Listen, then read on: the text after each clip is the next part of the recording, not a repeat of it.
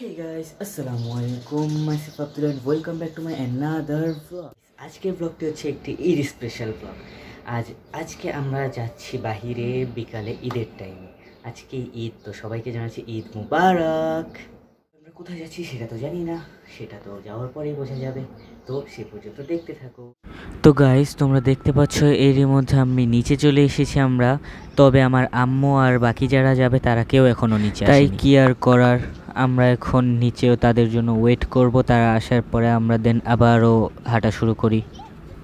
তো গাইস, অবশেষে ওরা সব চলে এসেছে এবং আমরা হাঁটাও শুরু করে দিয়েছি।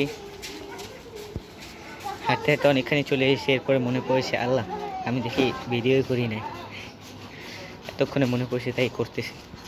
আমাকে যখন পিছনে বেলে রেখে চলে গেছে। ওকে, হাঁটতে থাকি, দেখা যাক কোন পর্যন্ত যাই।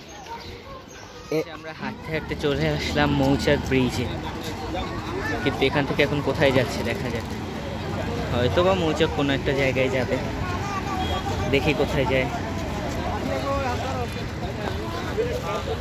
দেখা যাক। গাইজ, আজকে সূর্যটা খুবই সুন্দর। বিকালবেলার সূর্য বলতে কয়টা বাজে? 5:45 বাজে, অলমোস্ট সন্ধ্যা। এমন সময় আমরা যাচ্ছি অজানা জায়গায়। সে অজানা জায়গাটা কোথায় সেটা এখনো পর্যন্ত আমি জানতে পারলাম, কারণ কেউই জানে না। যাক, যেতে থাকি। যাই, আজকে আমি এমন একটা জায়গায় যাচ্ছি যে জায়গাটায় এর আগেও আমি ভিডিও বানাই।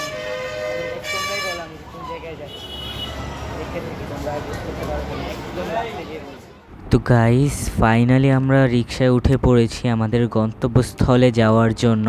এখন গন্তব্যস্থলটা কোনটা সেটা তোমরাই কমেন্ট করে জানো। তোমরা হয়তো বা চিনতে পারো, নাও চিনতে পারো, লাস্টে যেয়ে বলবো জায়গাটার নাম। গাইস, আমি এখানে এসে তো পুরাই শক। দেখেন গাইস, এত পরিমাণে মানুষ আমি তো কল্পনাও করি না। পুরো মজাটাই মাটি। বাট গাইস, সেখানে আমার বেশি একটা ক্যামেরা বের করা হয় না, কারণ সেখানে তো তোমরা দেখলেই কি পরিমাণে ভিড়। এত ভিড়ের মধ্যে বের করা যায় ক্যামেরা, তাই আর ক্যামেরা বের করিনি।